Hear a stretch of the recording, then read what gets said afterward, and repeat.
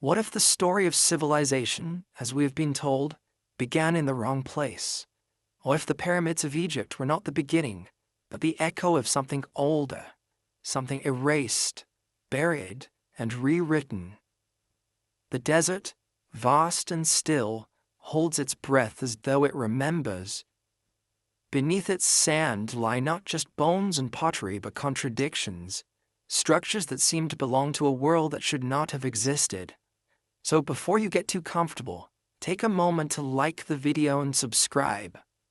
But only if you truly enjoy what I'm doing here. And as always, share where you're listening from and what time it is where you are. Somewhere, someone is falling asleep to this same mystery. Egypt, they say, was the dawn of history. A land where order emerged from chaos, where stone rose against the horizon to defy the desert.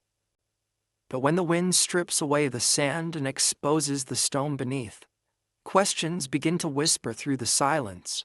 The Osirian at Abydos, its blocks carved from red granite stacked with a precision and weight that mocks modern machines, seems far older than the temple built above it. Archaeologists admit that it does not fit neatly into any known architectural sequence. Some suggest it was built by Seti IV around 1200 BCE, yet the granite itself bears erosion that hints at rain that hasn't fallen in this part of Egypt for more than 10,000 years. And then there is the Sphinx, so familiar, so overexposed, that its mystery has almost become invisible. But its body, eroded and scarred, tells a story at odds with the textbooks. The Egyptologist John Anthony West and the geologist Robert Shaw once stood before it and saw what others missed: patterns of deep vertical erosion, like channels carved by water, not wind. To suggest that the Sphinx had once stood in a wetter, older Egypt, perhaps before the Sahara was even a desert, was to challenge everything we thought we knew about the timeline of civilization. The mainstream answer came swiftly: impossible. Civilization, as far as archaeology could prove, began around 3000 BCE with Sumer in Egypt. To suggest otherwise was heresy. Yet heresy has a way of surviving, whispered by the stones themselves. For even if one refuses to accept the idea of pre-dynastic architects, the question lingers: why does the geometry, the alignment, the very orientation of these ancient structures seem to echo celestial patterns that belong to a sky thousands of years older than the official record? The Giza Plateau, when mapped to the stars, forms a puzzle of precision. The three great pyramids align almost perfectly with the belt of Orion, not as it appears today, but as it would have appeared around 10,500 BCE, the Milky Way mirrored by the Nile. Coincidence, perhaps, but coincidence repeated across continents begins to feel like memory. In the silence of the desert night, the idea becomes intoxicating that the Egyptians inherited rather than invented, that their priests, their architects, their astronomers were guardians of something older, fragments of a forgotten science that had survived a global cataclysm. Myths from across the world echo this same pattern. Atlantis swallowed by the sea, Zep Tipi, the first time of Egyptian law when gods ruled among men, the Sumerian tales of kingship descending from heaven before the flood. Always the same rhythm: rise, destruction, amnesia. But what if this amnesia was deliberate? What if the transition from myth to history was not a natural evolution, but a severing, an intentional forgetting, orchestrated to hide the ruins of an age too strange to fit the new narrative of human progress? The birth of history, after all, depends on what we choose to remember and what we choose to erase. When Napoleon's soldiers marched through Egypt in 1798, they discovered not a primitive desert kingdom, but a geological impossibility. They measured, recorded, and argued among themselves about the age of the stones. Some insisted the pyramids were older than Noah's flood. Others mocked the idea. The argument never truly ended. Instead, it evolved into something quieter, a consensus enforced by repetition. We began to measure time not by what we found, but by what we believed possible. And so, layer by layer, the sand became not just a burial ground for monuments, but for memory itself. The further archaeologists dug, the more contradictions they unearthed. Petrified wood in layers that should not exist. Polished diorite vases shaped with precision beyond the reach of copper tools, and block weights exceeding hundreds of tons lifted with methods we still cannot reproduce without modern cranes. The explanations offered were pragmatic, but the deeper truth was emotional. To admit the impossibility of these artifacts was to accept that history might be wrong.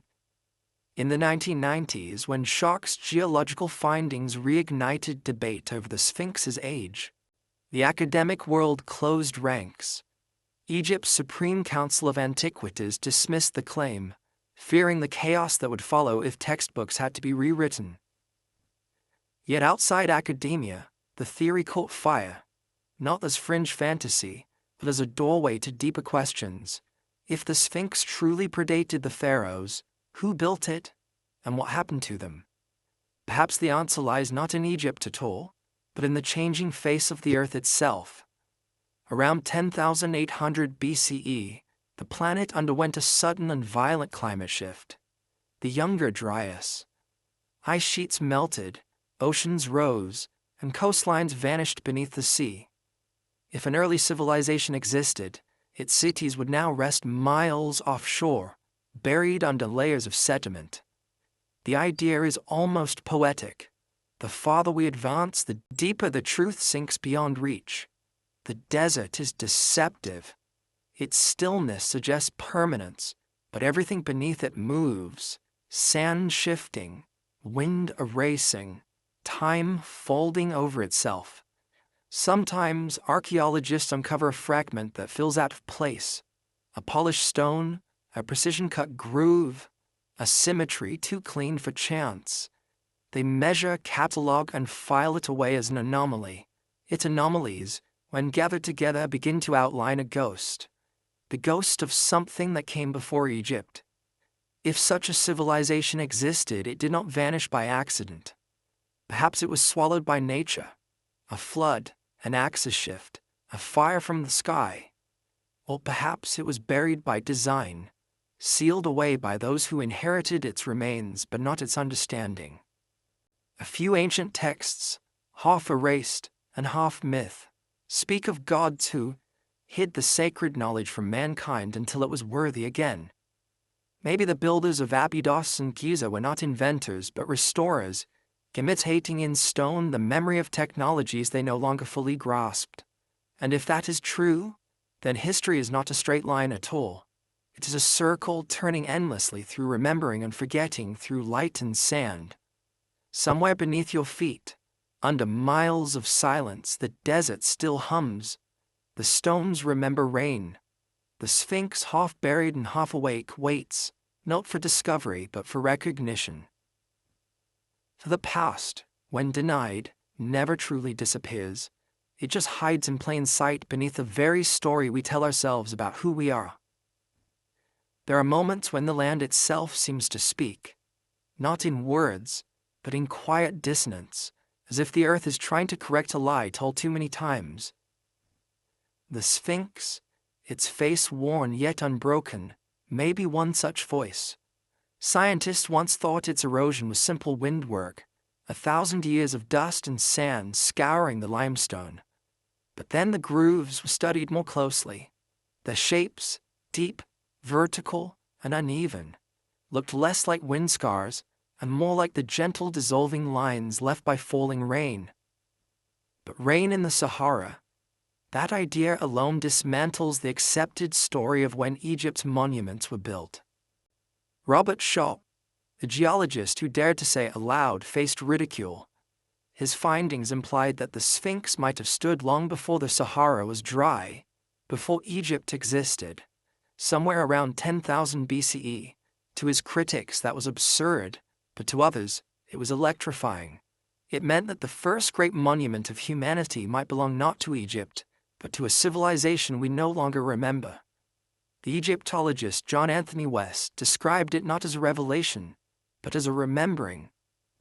He believed that the ancient Egyptians inherited the relics of an older world, one that had understood the stars in ways modern minds barely touch. And as night falls on the Giza plateau, one can almost feel that memory stirring again. The three great pyramids standing silent against the horizon mirror the three stars of Orion's belt. It is not a vague resemblance. Their spacing, their relative size, their angle, all correspond precisely to the celestial pattern that Orion formed around 10,500 BCE. What does that mean? That whoever planned the pyramids knew the sky of a different epoch, one far older than the pharaohs who claimed them. The astronomer Robert Bouval proposed this Orion correlation in the 1990s, arguing that the pyramids were built not merely as tombs, but as a terrestrial reflection of heaven. The Nile was the Milky Way, the pyramids were Orion, and the ancient soul, in its journey after death, followed the same stellar path. But if the builders used a sky map from 10,000 BCE, then they were preserving a memory of a time that, by all logic, they should not have known. The priest of Heliopolis spoke of Zep Tepi, the first time when gods ruled on earth. Not metaphorically, but literally. An age when civilization descended from the heavens, when architecture, language, and order were given to humanity as gifts. Later scholars dismissed it as myth. Yet the alignment of stone and star, the precision that binds heaven to earth in a single geometric breath, feels less like superstition and more like a message.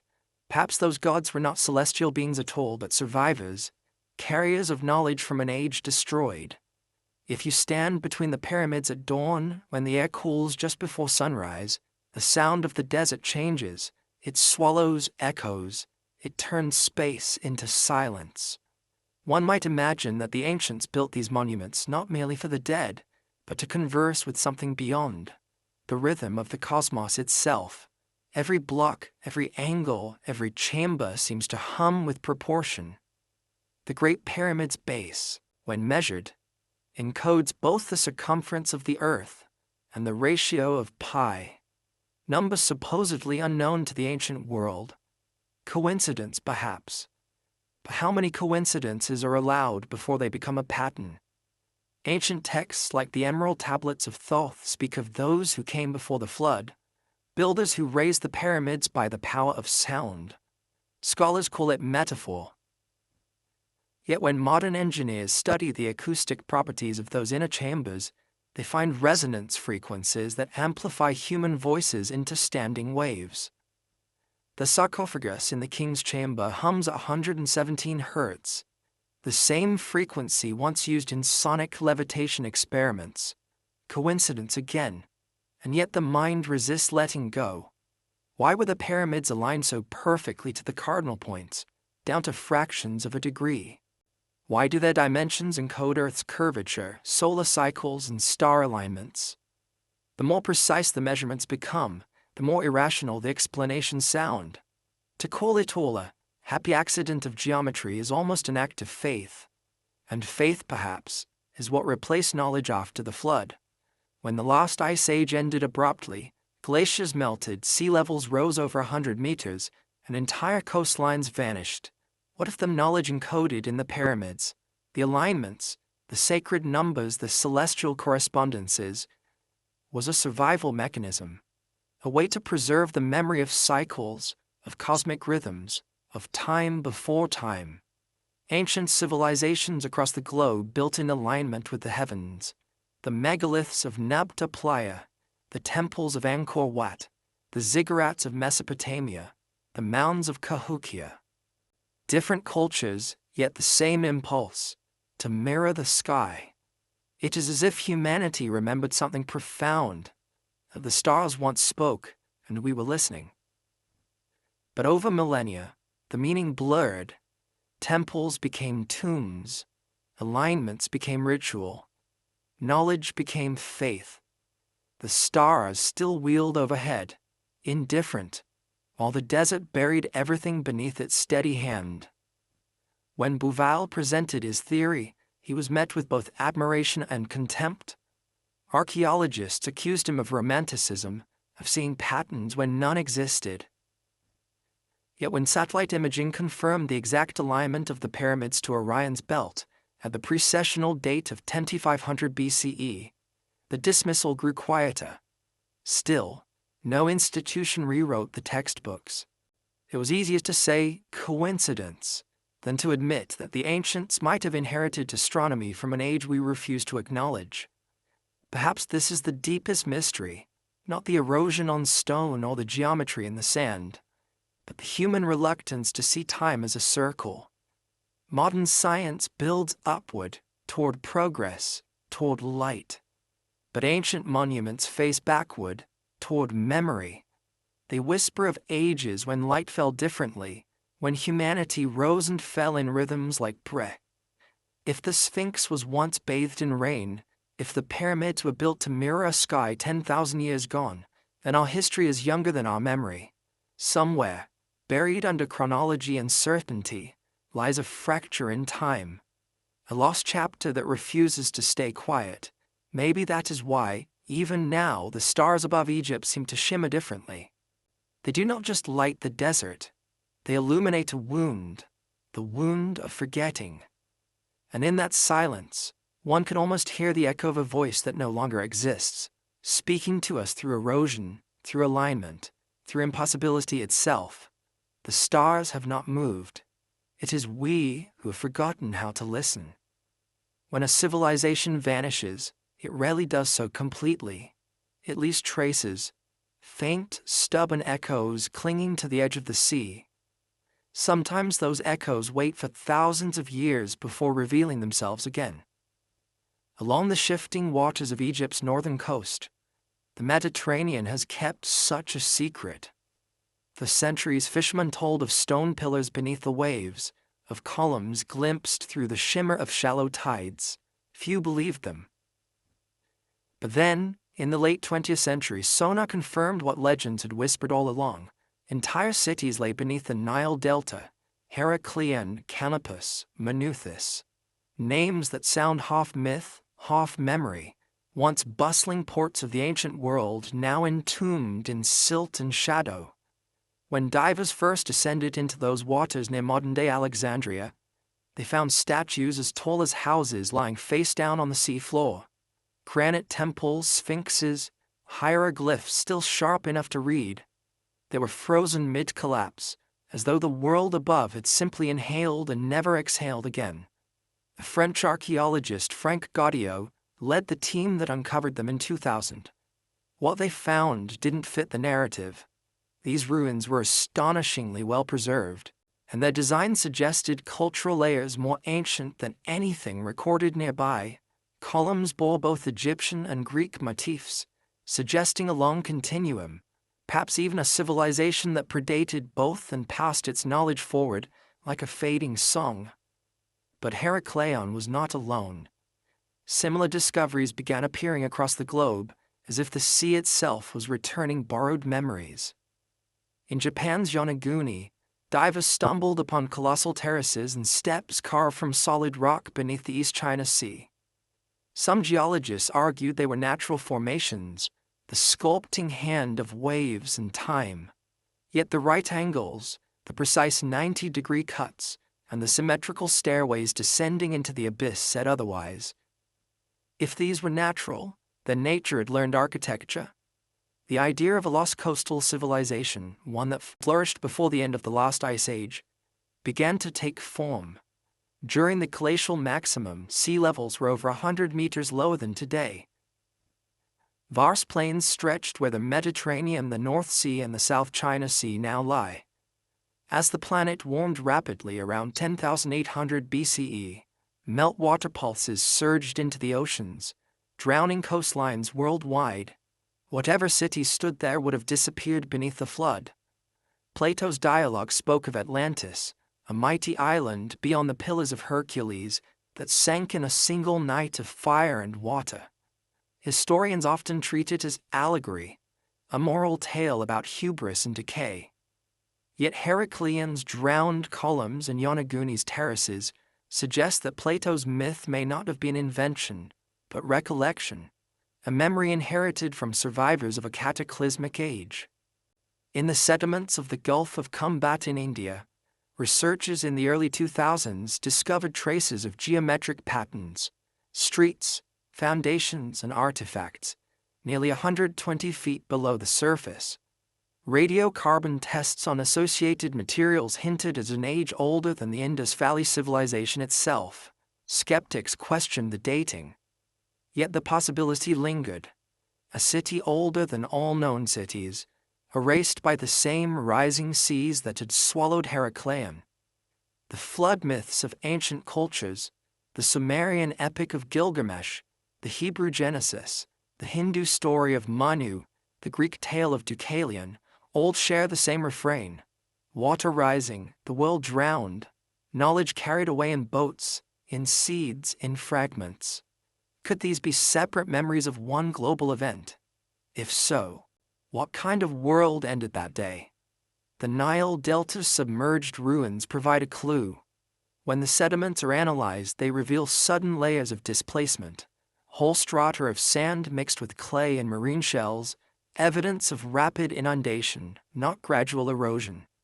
Something violent had pushed the sea inward, forcing the land to collapse. Geological records show that around 1200 BCE, an earthquake and tsunami struck this region. But beneath that layer lies another disturbance, older, deeper, unaccounted for. Perhaps this was not the first flood Egypt endured. Perhaps it was merely the last one we remember. Heracleian statues depict gods that bridge epochs: Osiris, Isis, Serapis. Deities, associated not just with death and rebirth but with cyclical destruction. In temple inscriptions recovered from the seabed, scholars found hints of old occults that worshipped the waters of Nun, the primordial flood from which all creation was said to arise and into which it would eventually return. The Egyptians never spoke of a single creation, but of many, worlds born and drowned in endless repetition. When viewed this way, the submerged cities are not anomalies, they are testimonies. The global distribution of such ruins in the Caribbean, off the coast of Cuba, near Malta, in the Black Sea, and around the Aegean, sketches a pattern that once would have been heretical to suggest: a network of ancient settlements linked by trade, faith, and a shared understanding of the stars. Perhaps, as some suggest, they belong to a forgotten civilization whose memory seeded the later myths of gods and heroes. A civilization that mapped the heavens, built with impossible precision, and perished when the earth shifted beneath it. But who were they? Some point to the builders of Göbekli Tepe in modern-day Turkey, a monumental site carbon dated to 9500 BCE. Its massive T-shaped pillars carved and arranged with astronomical alignment. Its sudden burial, deliberately entombed under earth and stone, remains one of archaeology's most haunting mysteries. Why would a society hide its greatest creation unless it foresaw disaster? Others suggest the lost coastlines of the Mediterranean and the Indian Ocean were home to maritime cultures far older than Egypt, mastering navigation, stonework, and observation long before writing began. If they existed, the evidence now lies underwater, scattered across continental shelves like the fragments of a dream. Science can explain how these cities drowned, but not why their existence feels like remembering something we never lived. Perhaps the deeper question is not whether these places existed, but whether we, as a species, are willing to accept that we might be older, far older than we imagine. The human story may not be a straight line from primitive to advanced, but a rhythm of ascent and loss, of knowledge won and forgotten. Civilization in that sense is not progress but recovery. The divers who wander among Heracleian statues describe a strange sensation, as if the sea itself holds its breath around them. The light from their lamps glides over faces carved in stone, still serene after 3,000 years of darkness. Some figures seem to watch them back. The silt stirs like memory awakening, and somewhere, far below, the ruins murmur a single truth. Nothing truly disappears. It only waits for us to remember. In the hush of ancient quarries and half-buried workshops, there are marks that do not belong to human hands, at least not the kind of hands we imagine when we think of copper chisels and stone hammers. On the high cliffs of Aswan, where pink granite bleeds under the sun, lies the unfinished obelisk, a monument abandoned mid-creation. It measures over 40 meters in length and weighs more than 1,200 tons. A crack halted its construction, freezing time in place. Yet the way it was being cut raises more questions than answers. The tool marks curve with mechanical precision, following arcs too smooth for hand tools, as if a giant sword sliced through the granite in rhythmic strokes. Mainstream archaeology says the ancient Egyptians used dolerite pounding stones, striking for weeks until the rock yielded. But to those who've examined the striations, deep parallel grooves, uniform in depth and spacing, the explanation feels incomplete. Chris Dunn, an engineer who studied the site, proposed that these cuts were consistent with a form of advanced drilling or sonic vibration, tools that could resonate stone at specific frequencies, reducing its structural resistance. To many scholars, this was blasphemy. Yet the stone itself is impartial. It records only what happened, not what we are comfortable believing. Similar mysteries lie scattered across Egypt. At Abu Rawash, fragments of granite show circular drilling marks with a spiral depth pattern, suggesting drill speeds and pressures that modern diamond-tipped equipment would struggle to replicate. In the Museum of Cairo, precision-carved vases made from diorite and schist, materials harder than steel, rest behind glass. Their thin walls and perfect symmetry would challenge today's lathes, yet they were supposedly created with copper and sand. Some were discovered in tombs predating the dynastic period. Others have no origin record at all. Who made them, and why do they appear so out of place? To dismiss them as curiosities is to ignore the quiet logic they represent. These artifacts are not decorative excess. They are precision incarnate, the work of hands guided by knowledge we no longer possess. Perhaps the Egyptians inherited them from those who came before, those whose names were erased by flood or time. The same builders, perhaps, who shaped blocks at Pumapunku in Bolivia, where andesite stones, each weighing dozens of tons, were carved with machine-like accuracy and fitted together like a three-dimensional puzzle, thousands of miles apart, yet echoing the same language of geometry and perfection. It is as if the earth once spoke in a single architectural dialect, later fragmented by catastrophe. What kind of civilization could achieve this and leave almost nothing behind? No engines, no metal remnants, no tools, only precision, the residue of mastery. Some suggest that what we call technology might have looked different in that age. Not mechanical, but acoustic. Not industrial, but harmonic. Ancient myths often describe gods using sound to move mountains, to lift stones with words or tones. To us it reads as metaphor, but modern experiments show that resonance can indeed affect matter, that standing waves can make sand dance, that sonic frequencies can levitate droplets, that vibration can cut through rock. Could the forgotten engineers have known such principles not as myth, but as craft? Inside the Great Pyramid, the King's Chamber resonates at 440 Hz, a pitch that aligns with Earth's natural Schumann frequency. The granite beams above vibrate subtly when sound passes through, amplifying tones into standing waves. Was this coincidence or intention? If the pyramid was meant as a machine, not a tomb, its purpose may have been energetic rather than funerary, a device harmonizing with the planet itself. But if this was technology, it was technology born from nature, not imposed upon it, a science of participation rather than domination. In forgotten text from Egypt, there are whispers of the sound that opens stone, of the voice of the builders who sang the blocks into place. We interpret them poetically because the literal reading feels impossible. Yet perhaps that impossibility is the very barrier between our age and theirs.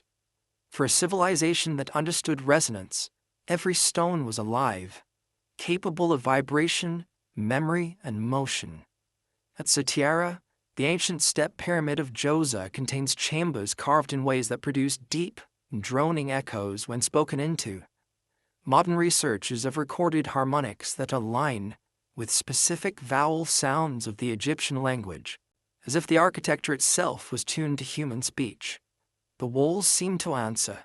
Could these chambers have been part of some ritual science, an attempt to interact with matter through sound and voice? Across the ancient world, similar patterns appear. The stone circles of Nubta Playa aligned to solstices, the megalithic temples of Malta designed with resonant apses that amplify female voices, the corridors of Newgrange in Ireland illuminated once a year by a shaft of winter solstice sunlight, activating vibration patterns carved into the stone. These are not coincidences of culture but continuations of memory. We call them primitive only because we have forgotten their language. Even today, engineers struggle to explain how certain granite sarcophagi in Egypt were hollowed with such precision that their corners meet at perfect right angles within margins of a single millimeter. Machining that smooth requires rotational control and constant pressure, something our ancestors supposedly lacked. Yet there it is, carved into immutable stone, mocking the arrogance of certainty. If there truly was an age of forgotten engineers, their disappearance was almost total. No instruction manuals, no workshops, no prototypes, only perfection left behind. It is as if they intended to vanish, erasing themselves to protect what they knew. Or perhaps they were erased by force, swallowed by an event that restructured the planet, leaving only fragments for us to interpret as miracles. The ancient Egyptians credited their knowledge to the gods, Thoth, the keeper of sacred measurement, and Tar, the architect of the world. But in the Memphite theology, Tar is not divine in the way we think. He is the principle of thought made manifest, the union of sound, word, and creation.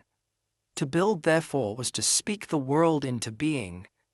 To cut stone was to align it with a frequency that allowed form to emerge effortlessly. Maybe that is why their temples still hum. When wind passes through the Colossi of Memnon, the statues sing. When footsteps echo in the chambers of Luxor, the air vibrates with a tone older than words. The stones remember what the world has forgotten. And so, the question lingers, buried like the obelisk in Aswan. Were the ancients truly primitive? Or are we the ones living in the ruins of a greater past, mistaking fragments of lost science for myth? If knowledge once had rhythm, if architecture once sang, then every monument we now study in silence was once part of a grand symphony, a civilization in tune with the earth itself. Perhaps the forgotten engineers were not gods, not aliens, not fantasies, but humans who remembered how to listen. When we stand among the ruins of the ancient world, what are we really hearing? The wind against stone, or the echoes of something older, a resonance too deep for our instruments to record? Every civilization has left behind its monuments. Some of them hum, not metaphorically, but physically. In the right frequency, in the right silence, a tone emerges, faint but precise, as though the stones themselves are speaking. Perhaps they are not ruins at all, but instruments that have long since fallen out of tune. In Egypt, at the heart of the ancient temples of Karnak and Luxor, sound behaves strangely. Whisper in the hyperstyle hall, and your voice returns to you in soft, spiraling delay. The air vibrates gently, as if the massive columns, carved with the stories of creation, are absorbing the vibration, bending it through their geometry. Acoustic engineers who have studied these chambers say the frequencies are too deliberate to be accidental. The dimensions amplify low tones, dampen high ones, and create standing waves that pulse against the skin. For the priests who once chanted hymns here, this was not decoration, it was function. Sound was sacred, not because it symbolized divinity, but because it was divinity. In the temples of Hathor at Dendera, beneath carved ceilings depicting constellations and celestial boats, lies a crypt. Inside, relief shows strange bulb-like shapes connected to what appear to be cords or conduits. Some say these represent lamps, early experiments in electricity, but others, especially those studying resonance, interpret them differently. They might symbolize vibration, the light produced not by flame but by sound. The hieroglyph for energy, or heka, was the same used for magic. To the ancients there was no difference. To speak was to summon, to sing was to shape.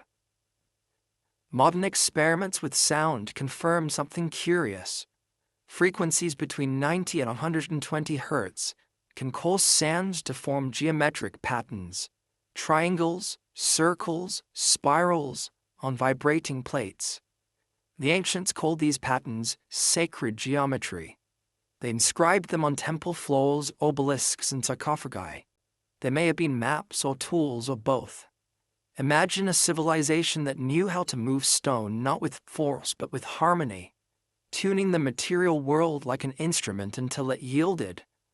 Across the desert at Saqqara, the Serapeum holds a series of massive granite boxes, each weighing up to 70 tons, carved from single blocks with mirror-smooth interiors. The corridors around them amplify sound in such a way that even a whisper becomes a hum. When researchers played low-frequency tones within these chambers, the stone resonated. The walls quivered almost imperceptibly. One engineer described it as standing inside a throat seat. The ancients had created resonance chambers tuned to the pitch of the earth. But to what end? Perhaps these places were not tombs, but something more mysterious. Spaces designed to align human consciousness with planetary vibration. The builders might have believed that by resonating with the earth, they could access higher states of awareness, commune with the divine, or preserve memory itself. Every surface, every curve of stone, was calculated to participate in that silent dialogue. And then one day the dialogue stopped. No one knows exactly when it happened, when chanting ceased, when the voices fell silent, when the temples closed their mouths to the wind.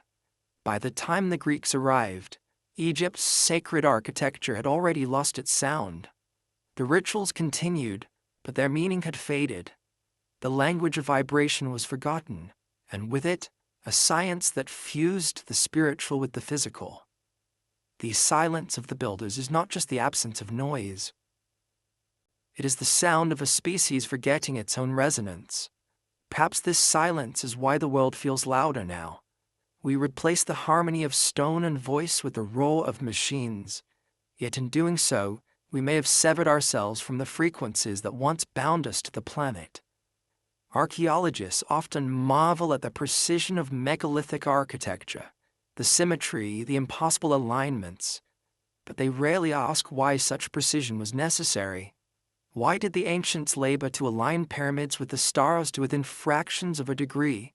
Why do they care so much about orientation, vibration, and proportion?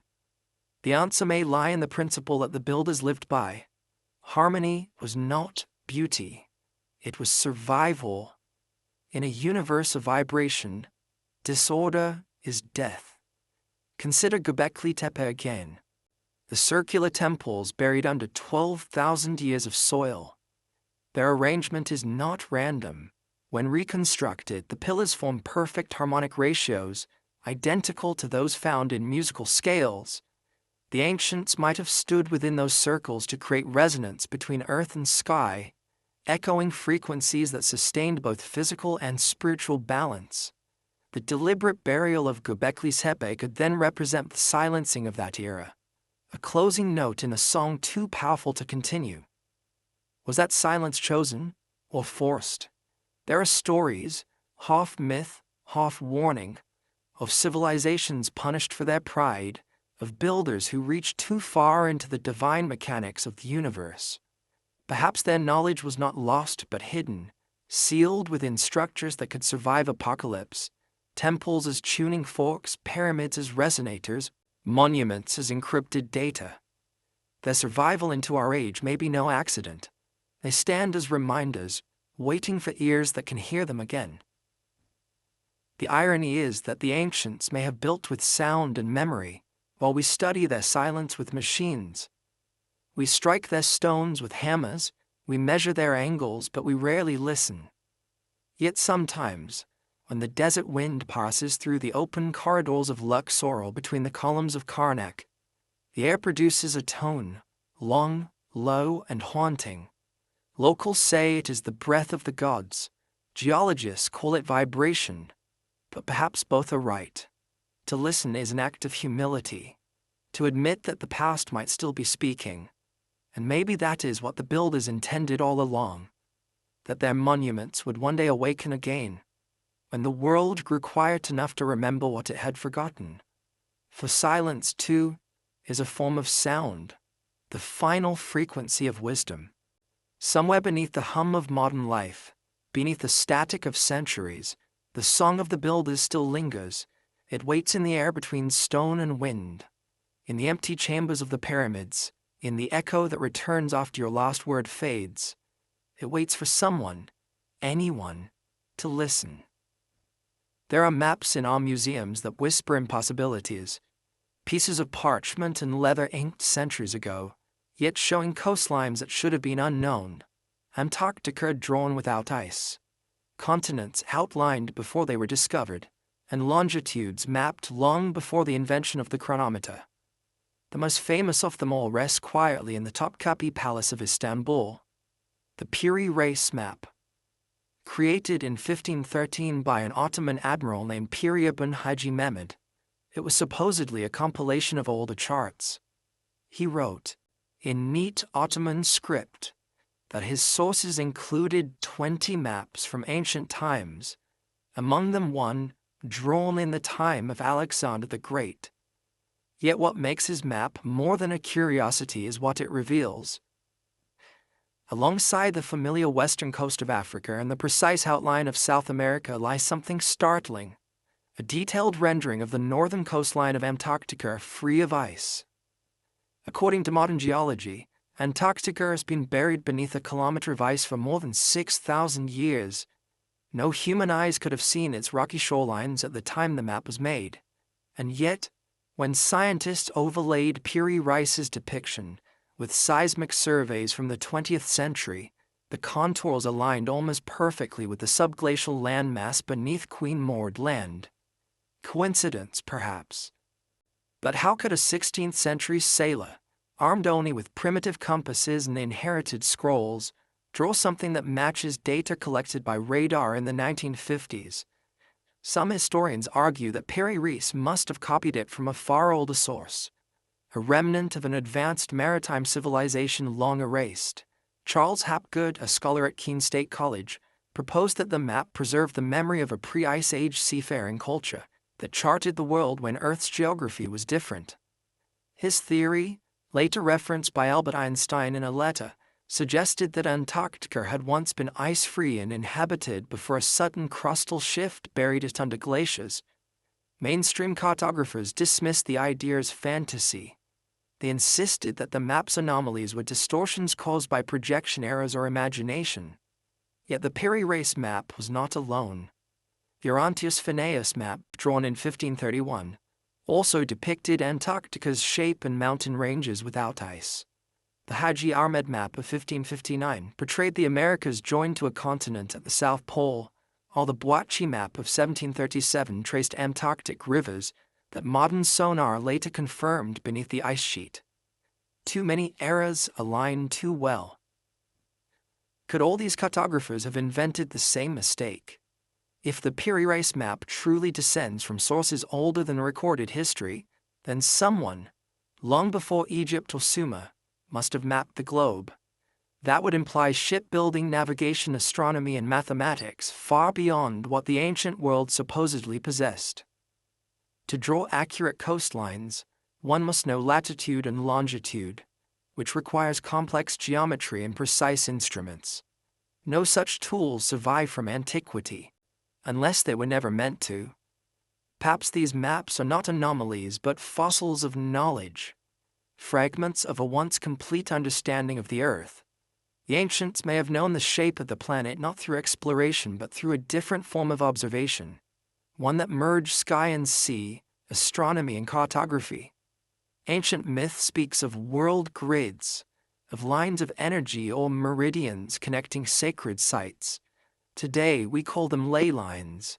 Some researchers speculate that early maps may have been projections of this invisible geometry, the world not as seen, but as felt. What if the Piri race map was a copy of a map that had itself been copied 100 times across millennia, each generation tracing the ghost of continents it no longer recognized? The ink would fade, the coastlines distort, but the memory would remain, carried like a secret through time. The Library of Alexandria, before its destruction, was rumored to house thousands of ancient scrolls detailing global geography. Some fragments survive through Arab scholars who, during the Abbasid Golden Age, translated Greek and Egyptian texts into Arabic. Piri Reis, a man of the Ottoman court, could easily have accessed those archives, yet even those texts hinted that their sources were older still, from lands drowned by flood or lost in fire. When the Portuguese navigator Pedro Reynal produced his world chart in 1504, he added something no one had seen before: lines of magnetic declination, accurately predicting the Earth's magnetic variations centuries before it was scientifically measured. How could he know, unless he too was drawing from a tradition that had already measured it long ago? These anomalies accumulate like sand on a buried city. One grain means little, but enough of them, and you begin to see the outline of something vast beneath. The pattern suggests not scattered coincidence but continuity, a legacy passed hand to hand, scroll to scroll, until the original authors were forgotten. Imagine a civilization of navigators who mapped the world when the poles were warm, when ice had not yet claimed the southern continent. They sailed along coastlines that no longer exist, recorded the curvature of the Earth, and encoded that knowledge into geometry and myth. When their world ended, through flood, axis shift, or cosmic impact, survivors carried fragments of their charts to new shores, to Egypt, to Mesopotamia, to the Aegean. There, memory became legend, and legend became religion. In that sense, the Piri race map is not just a piece of paper, it is a mirror. It reflects both our curiosity and our amnesia. It tempts us to remember a time when humanity might have known the whole Earth intimately, not as a collection of nations, but as a living organism, breathing, rotating, shifting beneath the stars. If we follow that thread further, another question emerges: why did such knowledge vanish? Was it erased by catastrophe, or by intent? Some scholars point to the uniform rewriting of history after each empire rises, how conquerors rebuild libraries, recalibrate calendars, rename constellations. Perhaps the destruction of ancient cartographic archives was not merely loss, but purification, a way to sever the lineage of forbidden knowledge. Today, satellites map every meter of the planet, yet we still cannot explain how fragments of that same global awareness existed thousands of years ago. It is as though the past was a reflection of our present, distorted by water and time.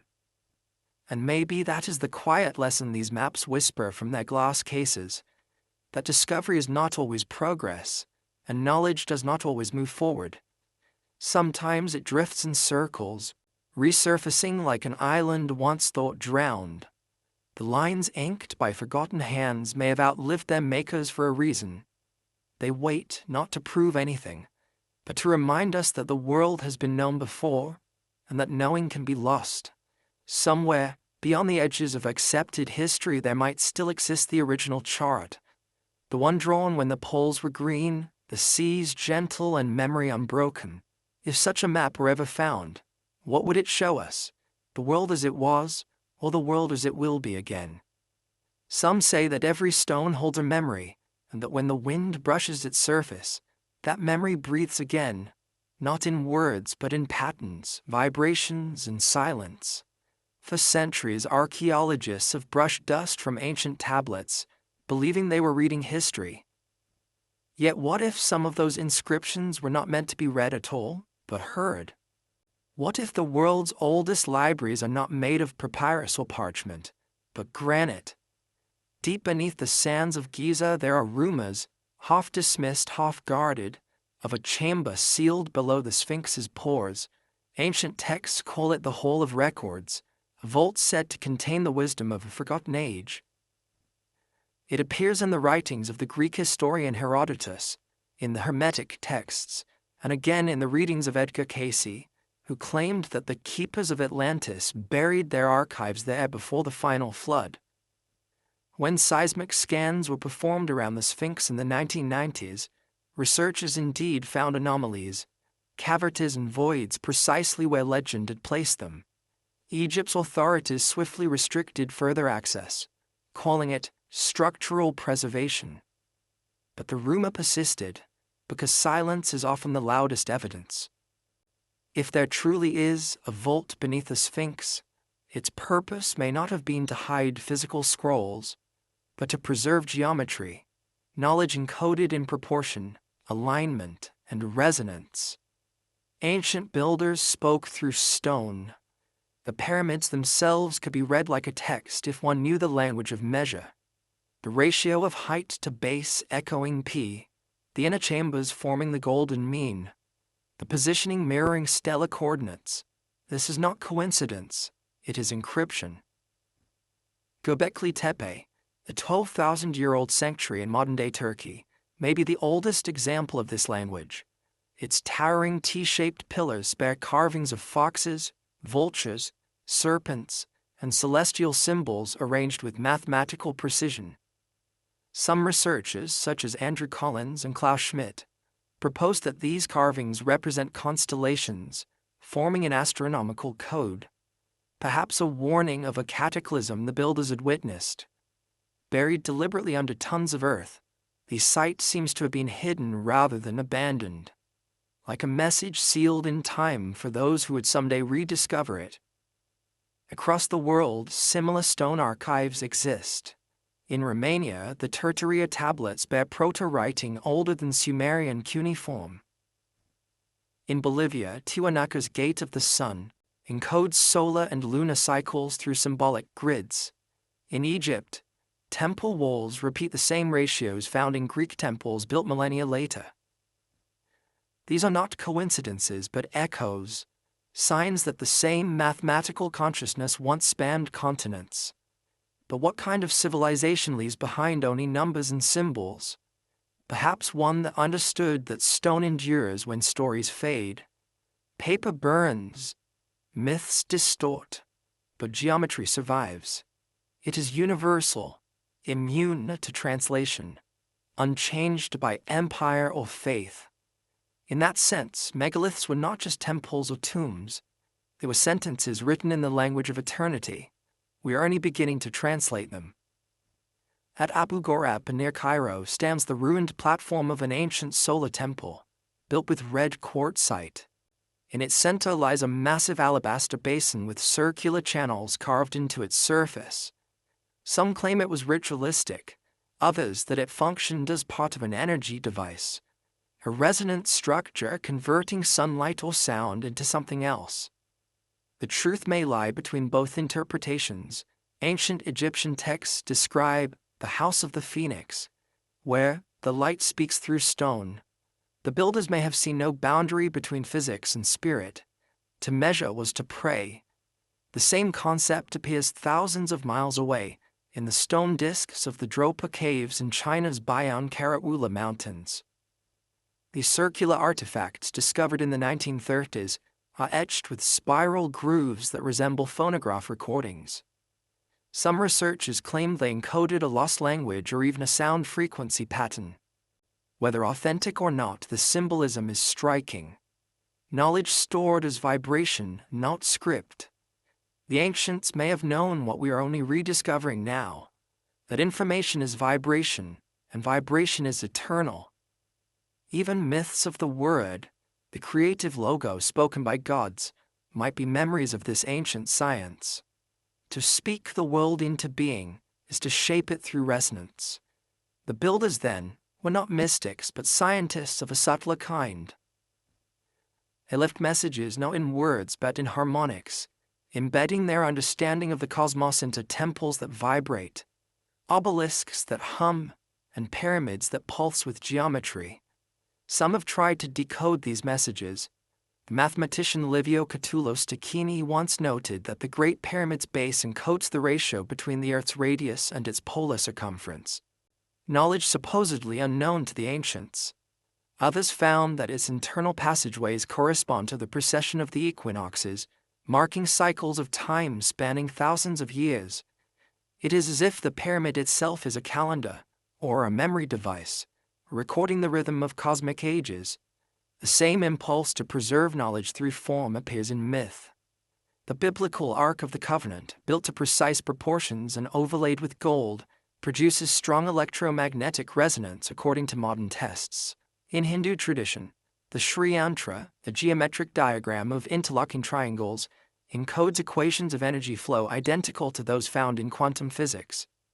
Different cultures, same pattern, geometry is revelation.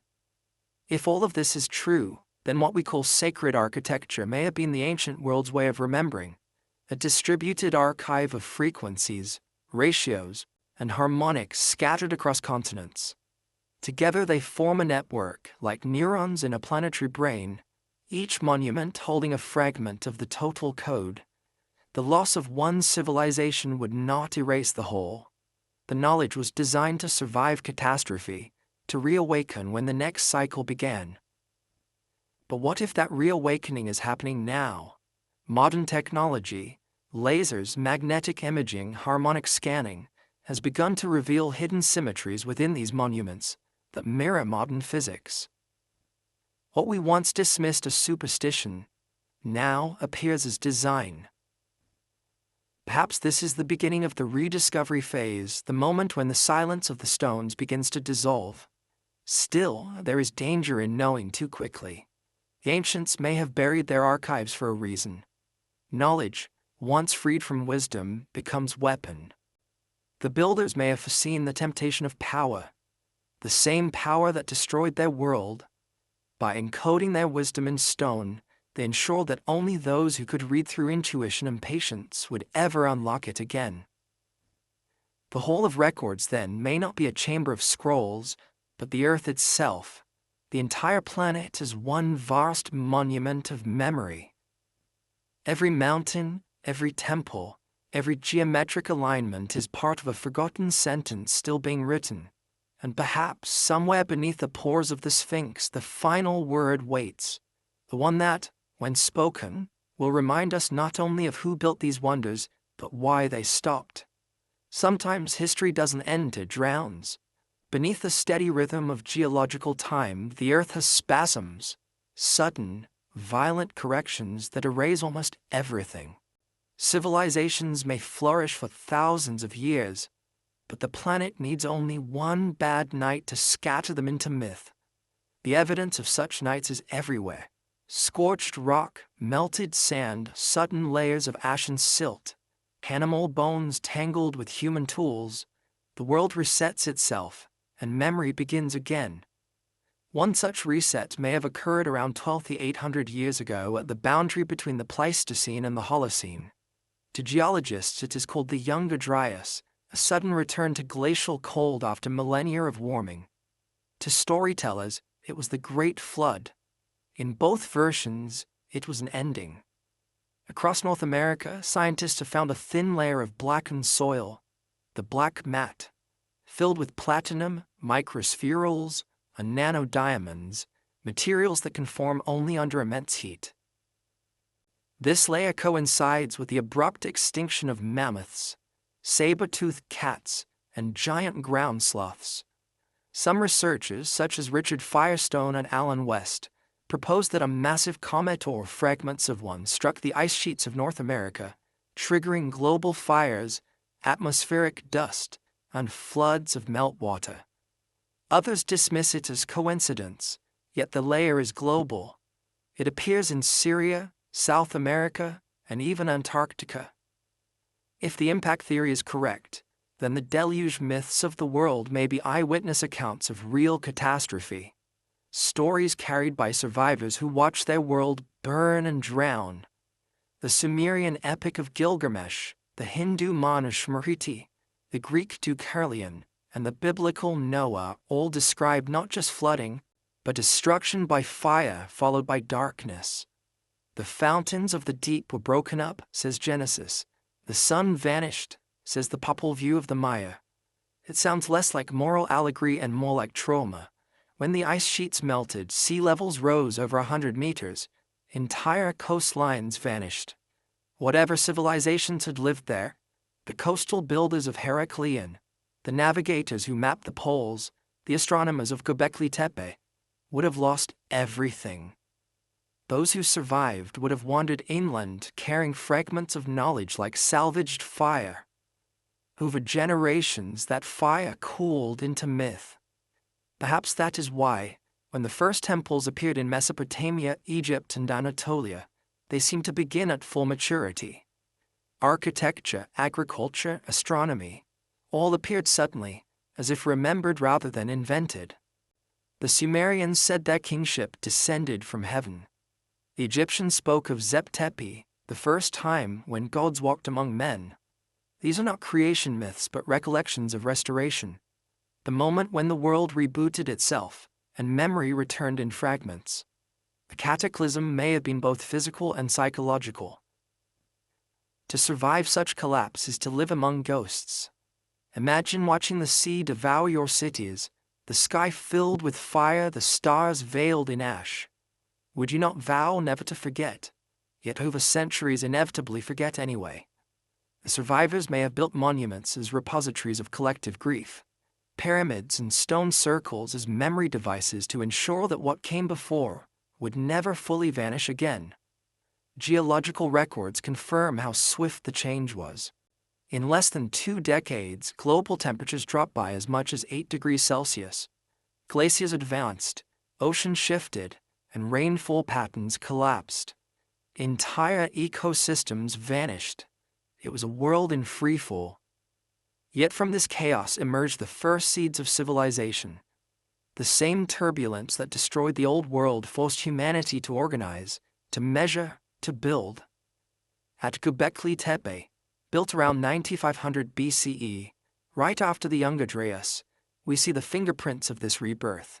Its circular temples carved with celestial symbols suggest a people obsessed with the sky, perhaps desperate to understand what had destroyed them.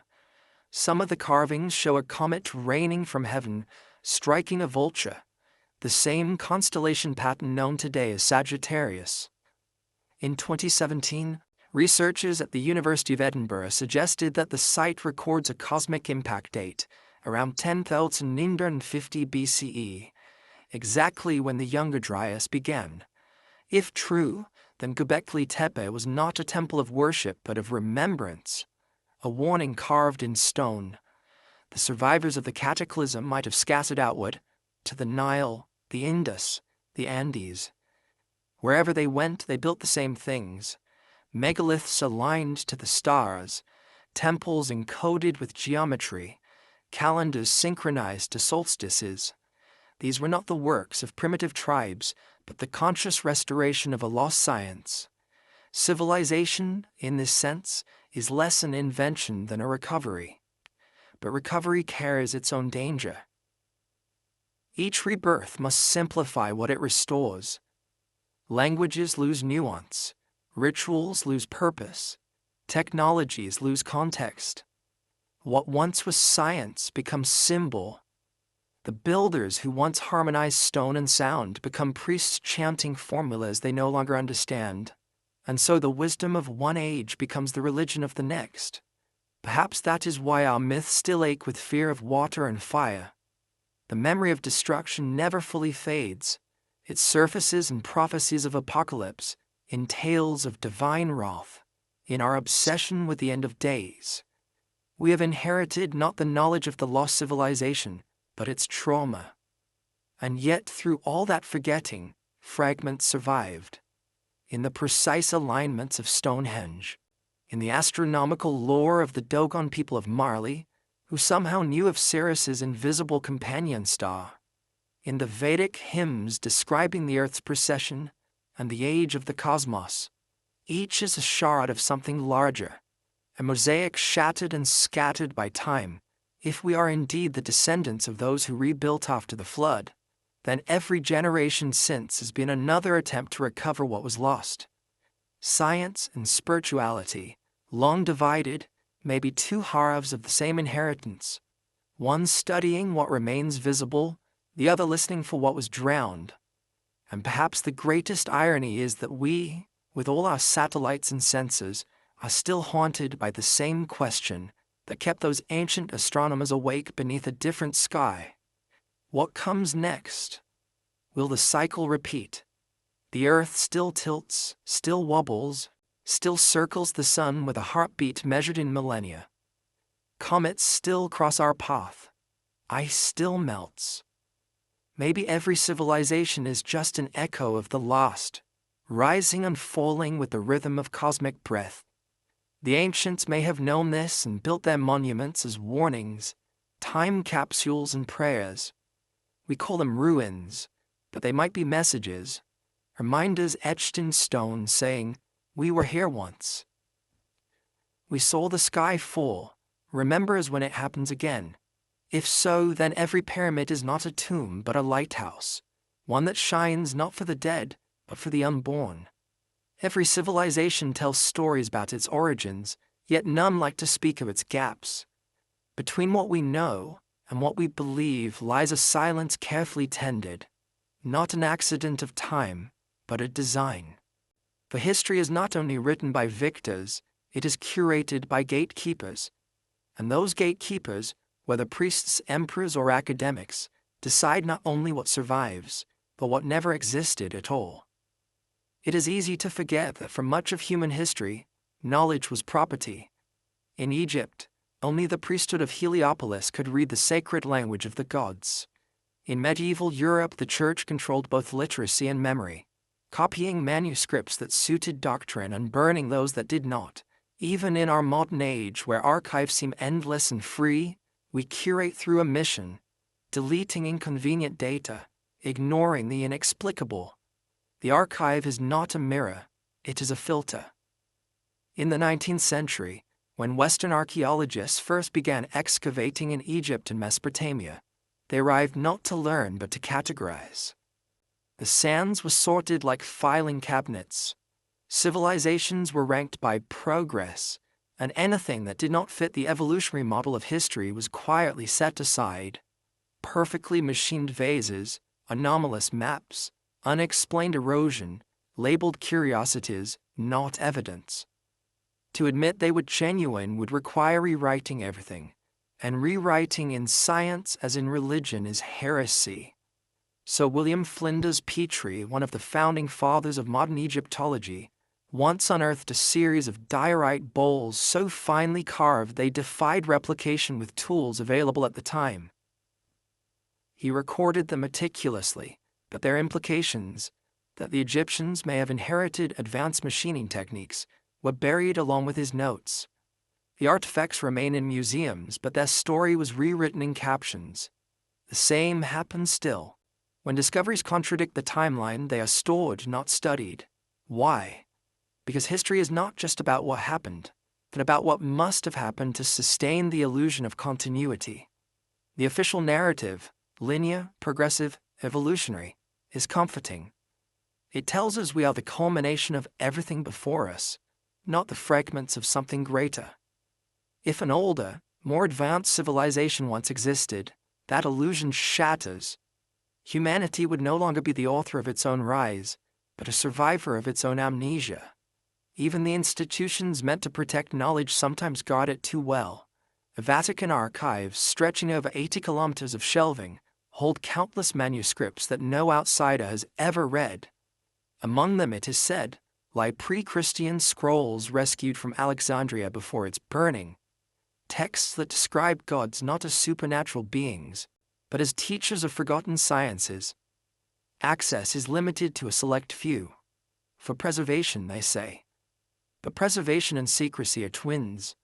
In 1945, a set of papyrus codices buried in the sands of Nag Hammadi, reveal teachings that had been erased from Christianity for nearly 2,000 years, writings that spoke of divinity as knowledge, not obedience.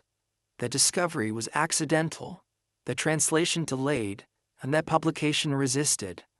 How many other archives still sleep beneath desert and monastery, waiting for accidents to unseal them?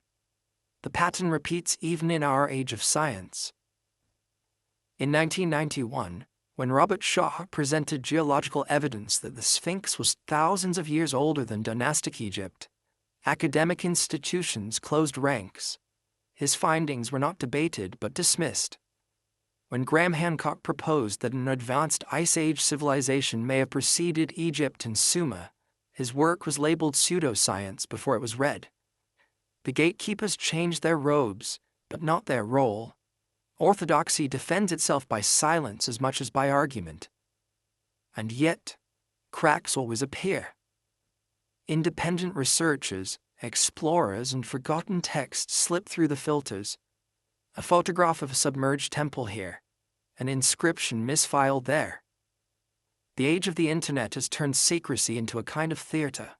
The harder something is denied, the more insistently it spreads. We no longer need inquisitors. The algorithm does it for us, drowning inconvenient truths beneath waves of trivia. But perhaps it is unfair to imagine conspiracy in every locked archive. The gatekeepers may not be villains at all, but custodians of a fragile story. For if humanity were to learn that its past is older and more cyclical than we imagine, that civilizations rise and fall like tides, it would undo the illusion of permanence on which modern identity rests. We define ourselves as progress. Without that, what remains? Still, one wonders, what might be hiding in plain sight? The Cairo Museum, for instance, holds over 120,000 artifacts, yet only a fraction are displayed. Many remain boxed, mislabeled, or forgotten. The British Museum's basement contains thousands of items never catalogued since their 19th century arrival. The Smithsonian has quietly lost hundreds of skeletons of anomalous size discovered in North America in the early 1900s, dismissed as errors, yet reported in local newspapers of the time. The pattern is consistent. Anomalies vanish when they cannot be explained, yet silence has its limits. Each generation of scholars digs a little deeper, finding the edges of forgotten truths. Radiocarbon dating, satellite imaging, and ground-penetrating radar have exposed structures beneath the Amazon rainforest, the Sahara, and the Antarctic ice, all older than known civilizations. Every discovery stretches the timeline further back, forcing the official narrative to yield, inch by inch. The resistance grows quieter with each adjustment, as though the gatekeepers themselves are tiring of guarding the past. Perhaps they sense that the story is changing on its own. The Earth, after all, remembers better than we do. When glaciers melt and deserts shift, they reveal what secrecy once buried. The cataclysm that destroyed the old world may also have buried its libraries, but it also preserved them. Floods seal, ash insulates, sand protects. The destruction of one age becomes the archive of the next. The question is not whether forbidden knowledge exists, but when humanity will be ready to read it again. Maybe that readiness has little to do with intellect and everything to do with humility, the willingness to see ourselves not as masters of history, but as its apprentices. The gatekeepers of history have always feared chaos, but perhaps the greater danger lies in silence. For every truth withheld becomes a shadow, and shadows left too long grow teeth. The past is not lost. It is merely under quarantine, and like all quarantines, it cannot last forever. When the seals finally break, when the sand gives way, when the archives open, when the forgotten voices speak again, what will they tell us? That we are the first or the last? The answer may not flatter us, for the keepers of memory cannot hold back time. The gate they guard is already opening, grain by grain, breath by breath. And through that widened crack, something older than history is beginning to whisper once more. At the edge of every civilization lies a threshold, a point where memory dissolves into myth, where the known fades into the silent hum of what came before. For centuries, humanity has stood on that threshold, staring backward into the mist, wondering who built the world we inherited. The pyramids, the megaliths, the sunken cities, all feel less like beginnings than remnants. Perhaps what we call history is only the morning after an age whose night we've forgotten. If that is true, then our ancestors were not primitive dreamers groping toward reason, but survivors rebuilding after loss, the heirs of a knowledge too vast to carry intact. The Egyptians spoke of Zep Tepi the first time, the Maya called it the previous sun, the Hindus called it the end of one yuga, and the dawn of another. Every ancient culture repeats the same rhythm: creation, destruction, rebirth. The world does not progress in a line, it circles. And we are somewhere near the turn. What remains of those who came before us is scattered not only in ruins, but in us, in our bones, our language, our imagination. Myths of giants, floods, and fire are not inventions of fear, but echoes of memory. When we dream of lost continents or forgotten gods, perhaps we're hearing something older than imagination, the genetic whisper of an epoch erased by the earth itself. Modern science calls these legends coincidence, the byproduct of human pattern making.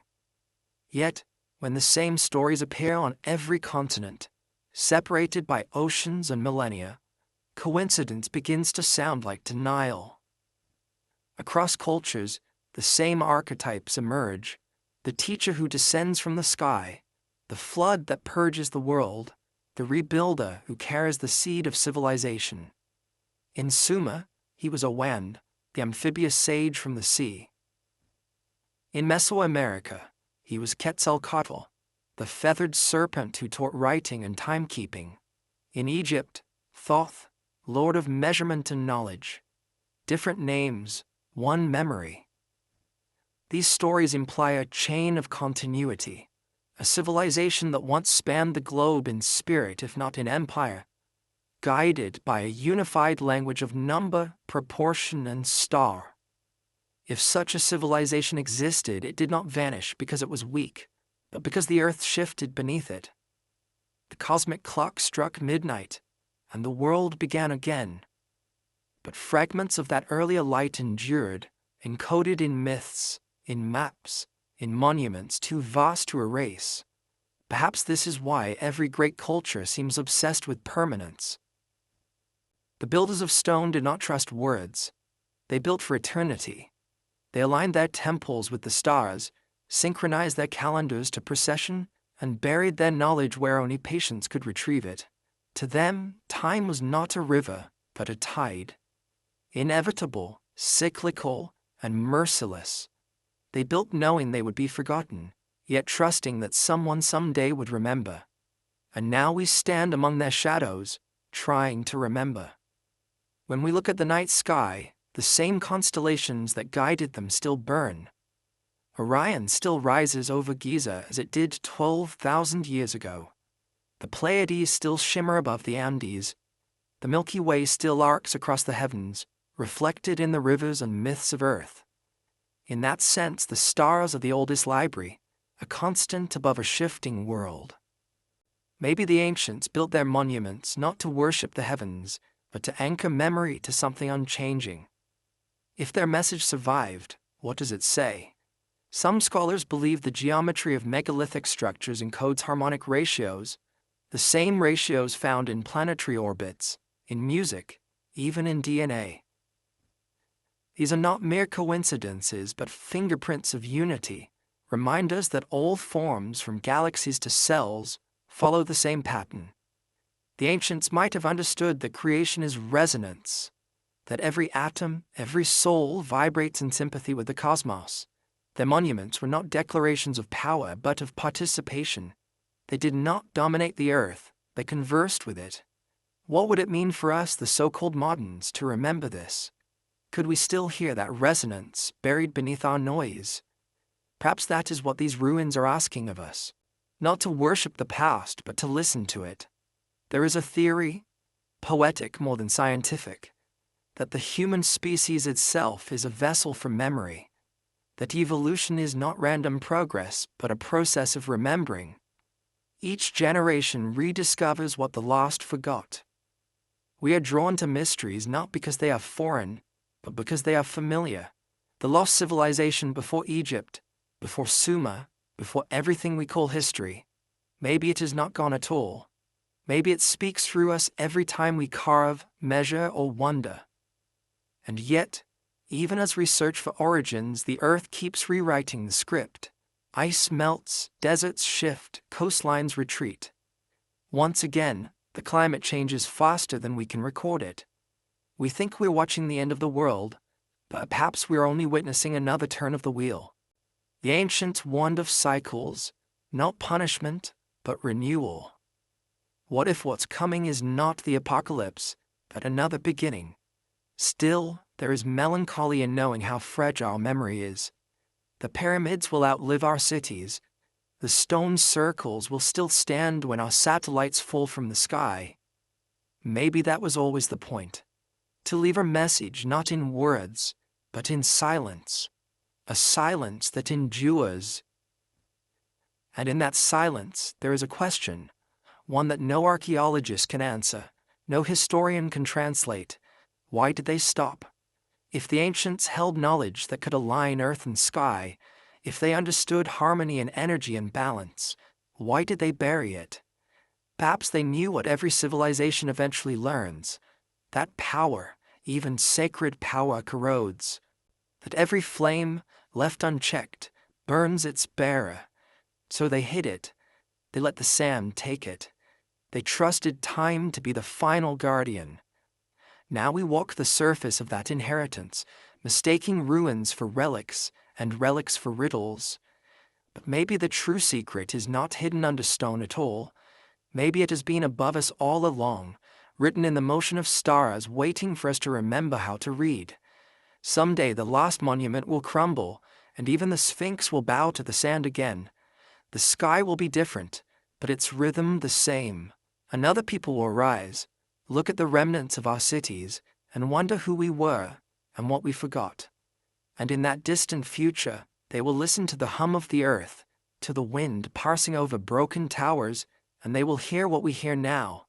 The echo before the dawn repeating through eternity, "You were not the first,